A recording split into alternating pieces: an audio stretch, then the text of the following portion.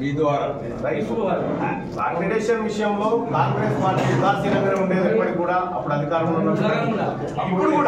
ఇప్పుడు కూడా గౌరవ మంత్రివర్యులు మన పొగిలేటి శ్రీనివాస్ రెడ్డి గారు ఎన్టీఆర్ మినిస్టర్ గా ఉన్నారు. ఆయన సారథ్యంలో ఆయన ఇప్పటికే చిన్న పత్రికల జర్నలిస్టుల విషయాన్ని కూడా ఆయన థింక్ చేస్తా ఉన్నాడు.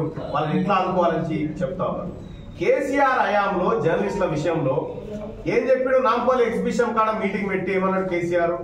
జర్నలిస్టులకు డబుల్ బెడ్రూమ్ ఇల్లు సరిపోదు, ట్రిపుల్ బెడ్రూమ్ కావాలి, కిచెన్ జర పెద్దగా ఉండాలని చెప్పాడు. కిచెన్ జర పెద్దగా ఉండాలని చెప్పిండు కేసీఆర్. ఎందుకు చెప్పిండు అంటే జర్నలిస్టుల భార్యలు బాగా బలిసిర్రా, కిచెన్ లో పట్టరు, పెద్దగా కావాలి కిచెన్ అని చెప్పిండు. అట్లా అవమానించిపోతే ఆ రోజు ఉన్నటువంటి నాయకులు సపోర్ట్ పెట్టారు పక్కపొంటి కూర్చొని. కానీ జర్నలిస్టులను అవమానించిపోయింది కేసీఆర్. ఒక్క జర్నలిస్ట్ లో కూడా డబుల్ బెడ్రూమ్ ఇల్లు ఇచ్చిన పాపాన పోలే, ఎక్కడో భూమి ఇచ్చిన పాపాన పోలే, వాళ్ళు కష్టం వస్తే ఆదుకున్న పాపాన పోలే. ఈసారి ప్రత్యేకంగా జర్నలిస్టుల సంక్షేమం కోసం కాంగ్రెస్ పార్టీ ప్రభుత్వం కట్టుబడి ఉంది. ఖచ్చితంగా వీళ్ళందరికీ న్యాయం చేస్తుంది. ఇప్పుడు 2 సంవత్సరాల నుంచి ఉద్యోగాలు మొత్తం నిల్లు సార్. వచ్చిన టీఎస్పీఎస్సీ అన్ని మొత్తం పోస్ట్పోన్ అవుతూ వస్తున్నాయి. ఇప్పుడు పట్టభద్రులు ఎందుకంటే మొత్తం అంతా ఉద్యోగాల్లో ఎక్కువ మంది ఉన్నారు.